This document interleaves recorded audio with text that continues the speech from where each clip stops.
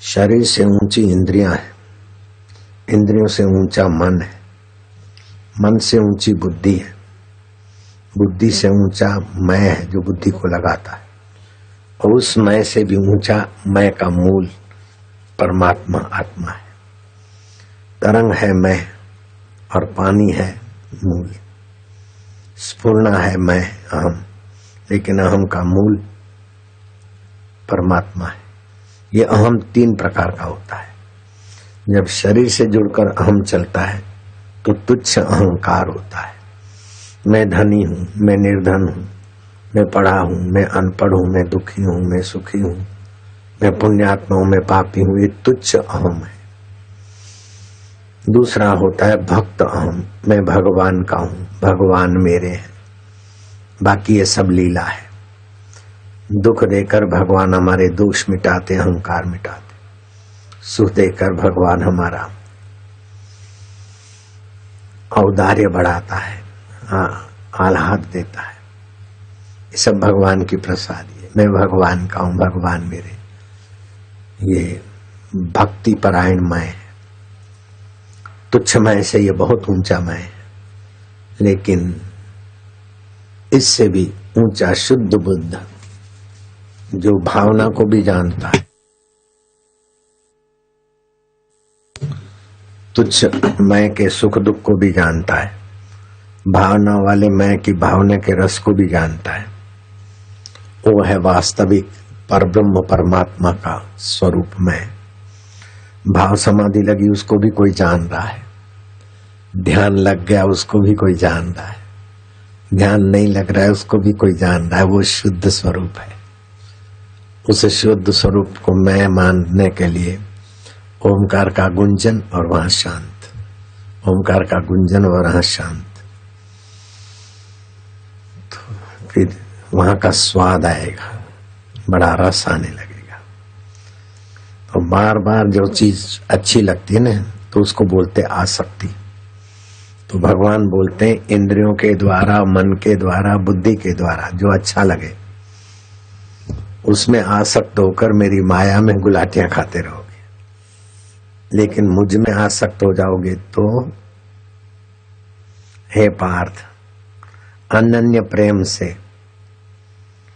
अन्य अन्य में जो अन्य अन्य नहीं है उसको बोलते अनन्य, अनन्य प्रेम से मुझ में आसक्त चित्त तथा अनन्य भाव से मेरे परायण होकर योग में जो लगा हुआ तू, जिस प्रकार से संपूर्ण रूप से योग में लगा हुआ तू, जिस प्रकार से संपूर्ण रूप से और संशय रहित रूप से जानेगा, वह विद्या तू मेरे से सुन। वो विद्या क्या है? भूमि रापो अनलो वायु खम मनो बुद्धि रेवच अहंकार इतेव में भिन्ना प्रकृति अष्टधा। पृथ्वी जल तेज वायु आकाश ये पंच भौतिक शरीर में नहीं हूं, मन बुद्धि अहंकार में नहीं हूं। तो ये शुद्ध अहंकार में नहीं हूं, इस अहंकार के बदलाहट को भी मैं जानने वाला हूं, शुद्ध बुद्ध चैतन्य।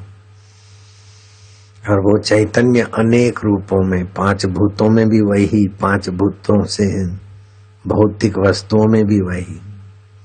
जैसे सूत के बने हुए गांधी जी,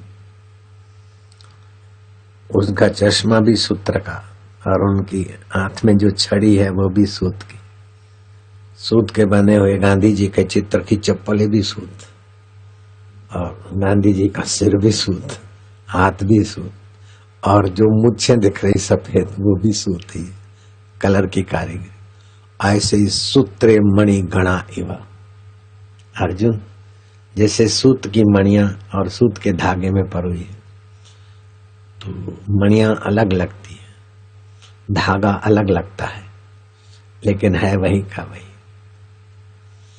तरंग अलग लगते हैं, भंवर अलग लगते हैं, बुलबुले अलग लगते हैं, झाग अलग दिखती है और काई अलग दिखती है, लेकिन मूल तत्व एक ही। माँ में वात्सल्य उस परमात्मा का है, पिता में अनुशासन और विकास का सामर्थ्य उसी का है। जहां भी श्रेष्ठता और सद्गुण देवी गुण दिखते हैं उस परमात्मा देव के, और दुर्गुण आदि दिखते हैं तो देव की वो तमस लीला है। कोई क्रोधी आदमी है तो उसको देखकर दुखी मत होना, ये मेरे नरसी का अंश इसमें अवतरित हुआ है। कोई अहंकारी है तो भगवान का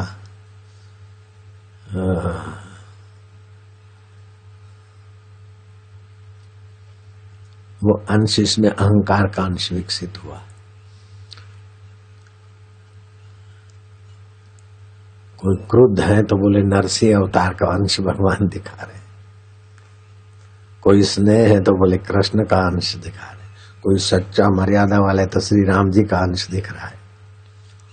ऐसे सभी में अंदर से ऐसा मानो, बाहर से यथा योग्य व्यवहार करो तो आप भगवान के समग्र स्वरूप में, समाधि के सुख में और जागृत के व्यवहार में अविकम्प हो जाएंगे।